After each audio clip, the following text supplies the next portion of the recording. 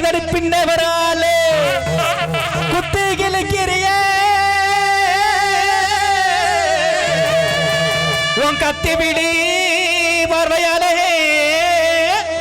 யார் யா நீ பாட ஒரு வாயை பத்திக்கிட்டு சொந்தமா சுருட்டா காலில் விட்ட கருத்து கட்டுமாண்ணா சேல விட்ட செவ கட்டுமாண்ணா இந்த அவனா இவனா ஆத்திரமா என் வீட்டு பாத்திரம் விளக்குனியா வீட்டுல இல்ல மச்சான் இல்லையா?